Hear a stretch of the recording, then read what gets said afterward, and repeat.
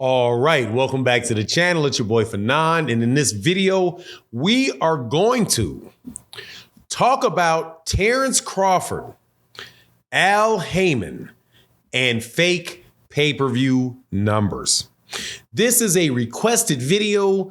Believe you me, I have talked about this a lot. However, we just had a great interview or discussion with a renowned boxing manager, as well as a Hall of Fame professional fighter, Hall of Fame level professional fighter, that just verified what has been said throughout and on this channel and others about the claims Terence Crawford made about Al Haymon.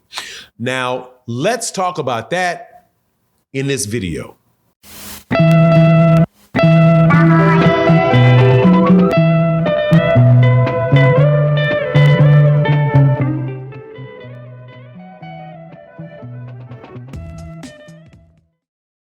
All right, welcome back to the channel. It's your boy Fanon, and yes, we are, despite Terence Crawford's fans not liking the fact that I'm doing it, we are still on this issue about Terence Crawford and claims made about Al Haymon, the PBC, and new claims related to pay-per-view buys.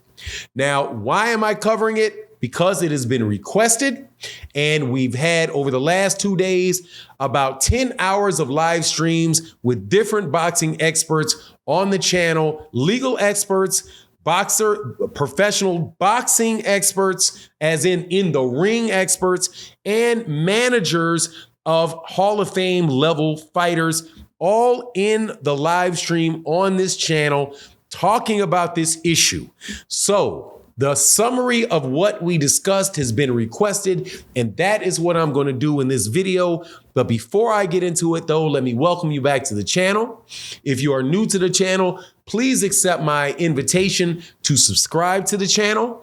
If you are a longtime subscriber and supporter like John Boy, Q Lee, Deborah Booker, many of the other people that come by on a daily basis, thank you guys so much for your support in the super chats and in the cash apps, and also in the super thanks of videos like this.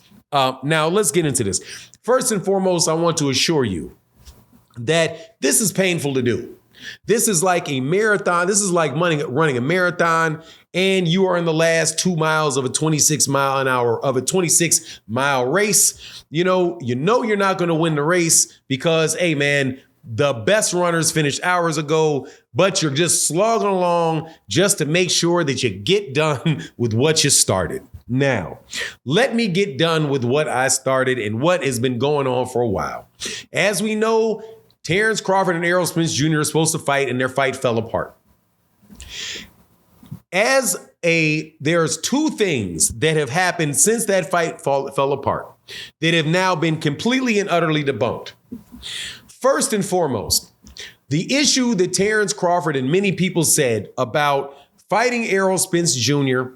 and how the PBC was refusing to give Terence Crawford, number one, a guarantee, and number two, refused to give him transparency into what the pay-per-view numbers would be, what the expenses would be, and the such, right? And then afterwards, there's now reports about some pay-per-view numbers coming out. I'll handle the pay-per-view numbers last. But like I said, because so many people were in the live stream, interested in the live stream, wanted a summary of the live stream, I'm going to do it. Here is the essence of it. The idea that Terence Crawford was not given transparency into the revenue related to the fight with Errol Spence Jr., and that is a reason that Terence Crawford did not want that fight, because he wanted transparency into the revenue, is false, and Terence Crawford would know that that was false. Why would he know that that was false? Because there is an act, a congressional act called the Muhammad Ali Act. And in the Muhammad Ali Act, it sets rules for what promoters must do for fighters.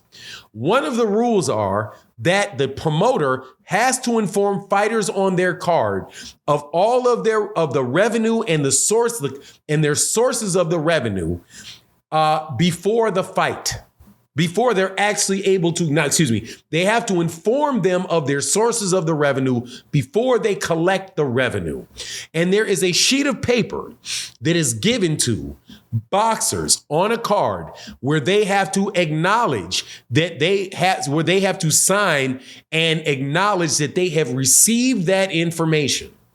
So even if there is some scenarios there where you have pay-per-view or you have pay-per-view or you have the gate where you don't get that information ahead of time, you still have the right to that information. And more importantly, Terence Crawford knows that he does get that information because he's fought 38 times as a professional fighter and has had to sign that agreement at least 38 times because that is a requirement, a legal requirement that boxing promoters have to abide by.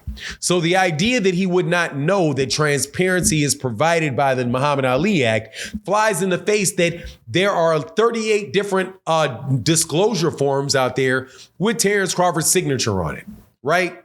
Now, secondly, and that applies, there was some question. Like I said, we had a really good conversation when they said, well, what if Terence Crawford, shout out to Mr. Pearson, Orlando Pearson. Well, that applies to the promoter and the fighter. But what if Terence Crawford is his own promoter? Will he still get that? Will he still get that, that disclosure, right?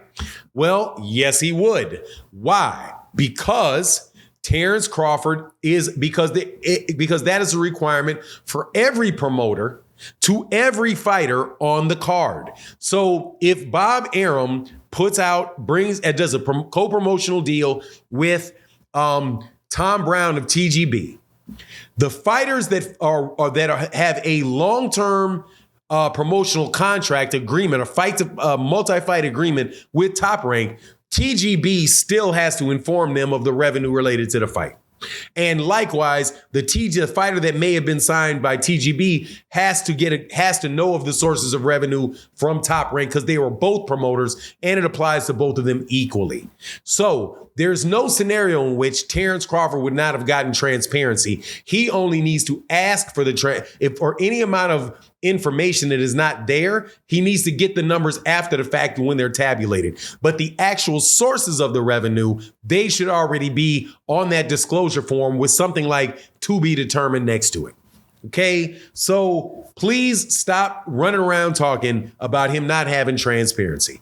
That is not true at all. Now, as far as expenses, you do not need anything other than to know what the total number, what the percentage of the expenses are. And actually, with an experienced manager, I'm trying not to say their name, but it's Rachel Denaire, says, look, you cannot get access to certain amounts of information because you would not be able to, if you are a fighter, getting to know and have say so and approval over what another fighter is getting paid is not proper, right? So anyway, there's all those all of that stuff is just not the fact, man. And at the end of the day, the simplest explanation is probably the most true explanation, which is this: that Terence Crawford does not have solid advice or advisors around him that he trusts to interpret this stuff and get him a deal that is workable for both sides. Like what he said about what Errol Spence Jr. said about the lawyer that was dealing with Al Haymon, and Terence Crawford came back and said, I don't trust the lawyer. I want to talk to Al Haymon directly, which is not being able to delegate something to somebody and wanting to cover it yourself. Okay, now here's the last thing, and I was asked for this. What about the reports of 120,000 pay-per-view buys by Terence Crawford between 120 and 150? The source of that information is something called PR.com. PR.com is not a news organization. It is a public relations tool. Let me repeat that. It is not They do not do reports. They do press releases. They are for a fee. You can write something up, anybody, pay them $60, and they will send that out to the media. They are not the original source of the information, and they don't tell you who the original source of the information is. However, seeing as many of the reports that cite PR.com come from people that are employed by or have a business relationship with BLK Prime, you have to wonder, why would you rely on a press release, an anonymous press release, and not just say that you got the numbers from BLK Prime and give the exact number, not some above 120,000. And to me, it sounds like somebody paid $60, wrote that up, paid $60 to get it on the internet, and then use that as a source to report something that they very well may have written themselves. That's what it seems like to me. But anyway, just wanted to do that recap so people don't have to ask me to recap that in the live stream again. And hopefully, we can move on. Terence Crawford can fight Jaron Ennis next. Errol Spence can fight Keith Thurman. And then if they can get around to having a deal and negotiating a deal that's solid for both parties, I hope that it can happen. But anyway, that's my take on the matter. You let me know what you think in the comment section. And with that, I'm out. Deuces.